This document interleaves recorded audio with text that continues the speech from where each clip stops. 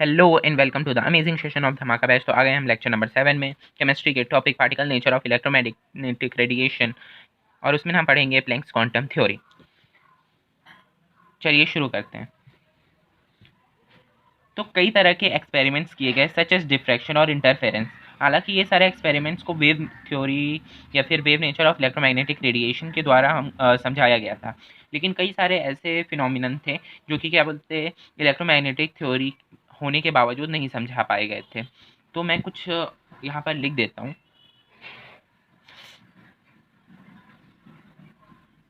Following are some observations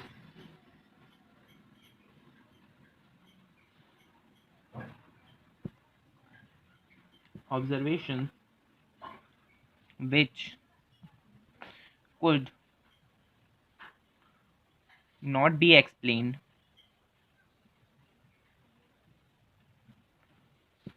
of 19th century physics। Physics में कुछ observation नहीं समझा पाई गई थी इलेक्ट्रोमैग्नेटिक थ्योरी के बावजूद। तो क्या क्या नहीं समझा पाया गया था? फर्स्ट है the nature of emission of radiation from hot bodies, या फिर इसको पूरा हम लिख सकते हैं black body radiation.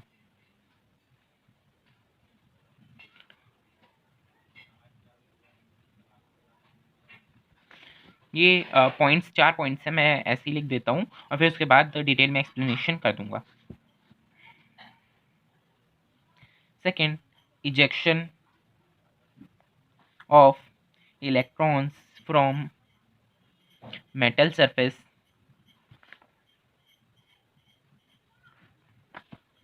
when radiation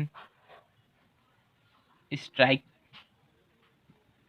it, या फिर इसको बोल सकते हैं फोटो इलेक्ट्रिक इफेक्ट। थर्ड हमारा है इजेक्शन ऑफ इलेक्ट्रॉन्स वाला, तो हो गया। अब हमारा है variation of heat capacity of solids as an function of temperature। Fourth में आ जाएगा हमारा line spectra of atoms with special reference to hydrogen. ये सारे सब टॉपिक्स हैं, धीरे धीरे हम इसको डिटेल में समझेंगे।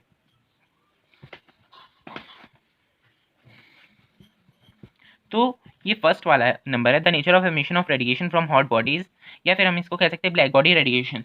तो जो ब्लैक बॉडी रेडिएशन वाला एक्सप्लेनेशन था, सबसे पहले किन्होंने दिया था? मैक्स प्लैंक ने। किन्होंने दिया था? Max Planck.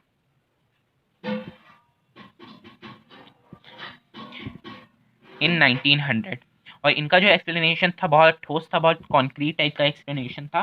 तो जो ये फिनोमिना है वो हम समझते हैं कैसे इन्होंने हमको बताया।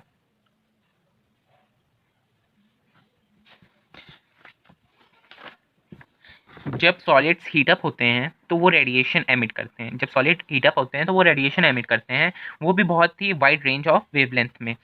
फॉर एग्जाम्पल, जब किसी आयरन रॉड को हीट किया जाता है तो फर्नेस में यानी कि भट्टी में जब लोहे को गर्म किया जाता है तब वो थोड़ा डल रेड कलर में दिखाई देता है, लेकिन कुछ कुछ समय बाद जब भट्टी में रखे रखे आयरन या लोहे को देखा जाए तो वो एकदम रेडिश कलर, मतलब एकदम लाइट कलर शो होने लगता है, एकदम चमकने लगता है रेड कलर से।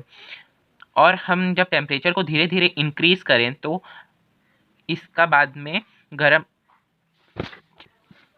और अगर इसको बाद में और गर्म किया जाए तो उसमें से रेडिएशन निकलने लगता है और उसका कलर वाइट भी होने लगता है, और धीरे धीरे टेम्परेचर बढ़ाने की वजह से ब्लू कलर शो करने लगता है।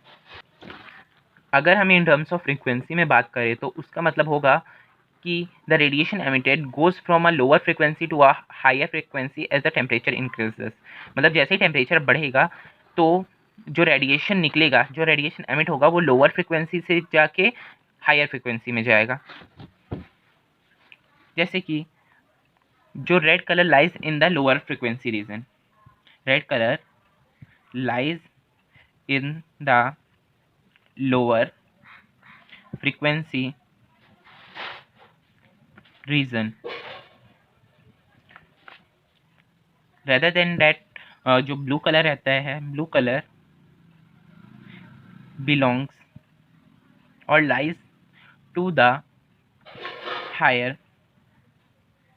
Frequency reason.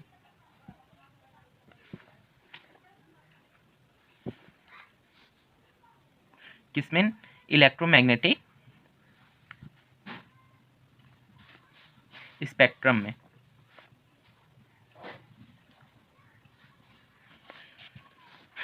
तो जो the ideal body which emits and absorbs all frequency is called black body.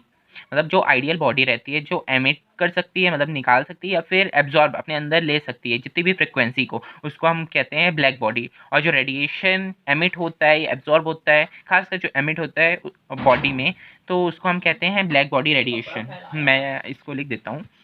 The ideal body, the ideal body which emits and absorbs all frequencies is called black body, and the radiation emitted by such body is called black body radiation।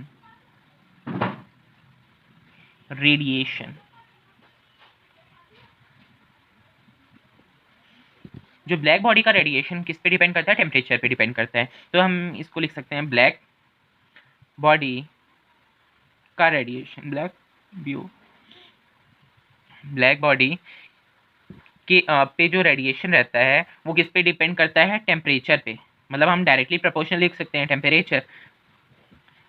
मतलब इसको हम ऐसे भी कह सकते हैं, जब black body का टेम्परेचर रेडिएशन इंक्रीज होगा तो टेम्परेचर भी इंक्रीज होगा। लेकिन अगर ब्लैक बॉडी का रेडिएशन डिक्रीज, तो इसका टेम्परेचर भी डिक्रीज होगा। इतना समझ में आया? तो हम अब आगे लिख सकते हैं कि at a given temperature,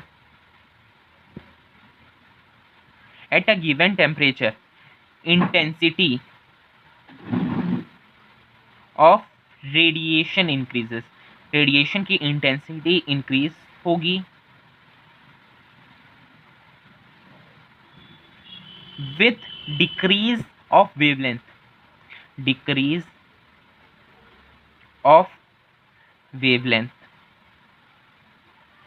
wavelength. इसका डायग्राम कैसे रहेगा? इंटेंसिटी वर्सेस वेवलेंथ का ग्राफ कैसे रहेगा? वेवलेंथ को लैम्डा से डिनोट किया जाता है, आपको पता ही होगा। तो यहाँ पर ऐसे मान लो T1 बनाए, ये ऐसे डिक्रीज हुआ, और T2 बनाए, ये ऐसे डिक्रीज हुआ, ये T2, ये T1। तो आपको क्या दिखाई दे रहा है कि जब भी इंटेंसिटी बढ़ रही है तो वेवलेंथ भी अपने तरीके से डिक्रीज हो रही है। यहाँ भी वैसे ही दिखाई दे रहा है, जितनी बढ़ी उतनी ही डिक्रीज हो रही है। तो फिर यहाँ पर क्या पता चल रहा है? T2 is greater than T1। Since हम क्या कह सकते हैं, since we can say that intensity जो होती है, intensity is indirectly proportional to wavelength. मतलब जब इंटेंसिटी बढ़ेगी तो वेवलेंथ डिक्रीज होगी, और जब वेवलेंथ बढ़ेगी तब इंटेंसिटी डिक्रीज होगी। इतना समझ में आ गया। और ये जो वेवलेंथ है जिसको हम लैम्डा से डिनोट करते हैं वो नैनोमीटर्स में रहेगी।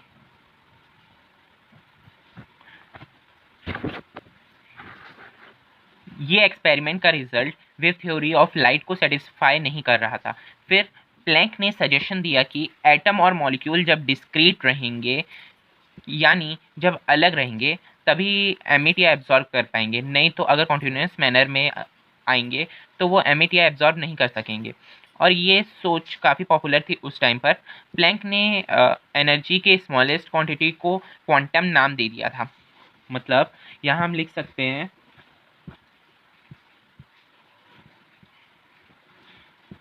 प्लैंक गिव द नेम, क्या नेम दिया था? क्वांटम। किसको दिया था? To the smallest quantity of energy, जो कि means that can be absorbed in the form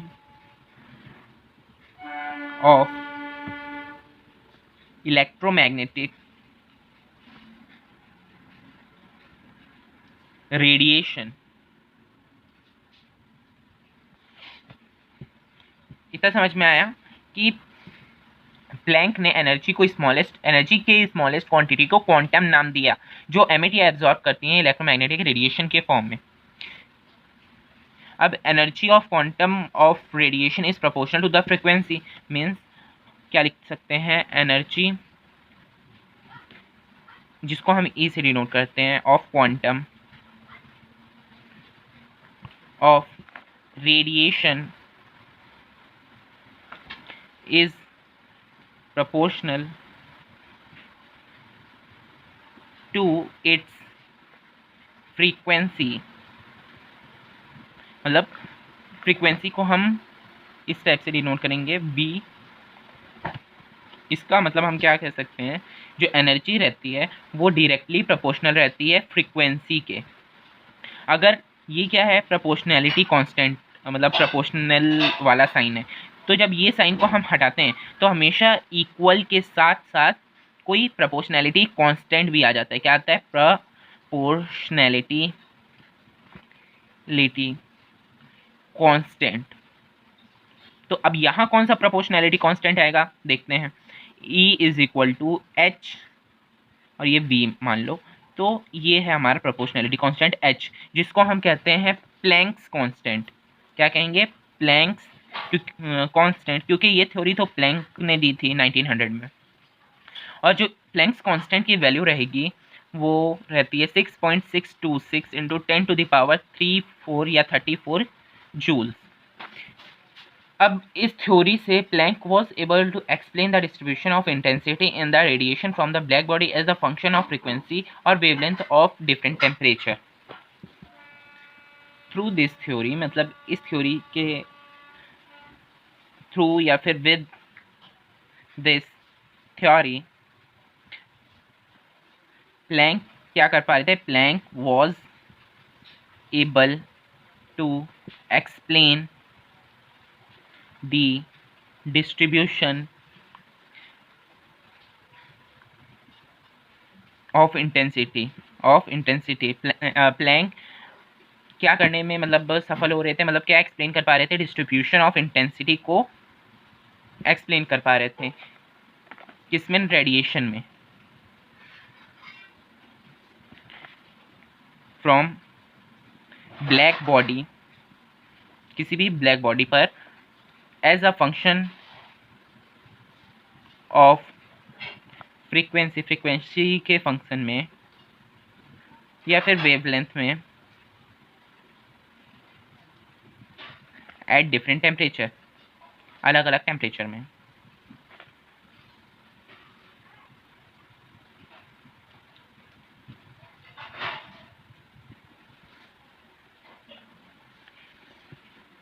मतलब प्लैंक क्या समझा पा रहे थे? द डिस्ट्रीब्यूशन ऑफ इंटेंसिटी का मतलब इंटेंसिटी का डिस्ट्रीब्यूशन कहाँ पर? रेडिएशन में। किस चीज़ पर? ब्लैक बॉडी पर किस फंक्शन में, फ्रीक्वेंसी या वेवलेंथ के फंक्शन में, और कई बहुत अलग अलग डिफरेंट टाइप ऑफ टेम्परेचर में। तो आज का लेक्चर यहीं पर हम ख़त्म करते हैं, और प्लीज़ पिछले वाले लेक्चर्स देख के आइए ताकि आपको और समझ में आए। Thank you for watching my video.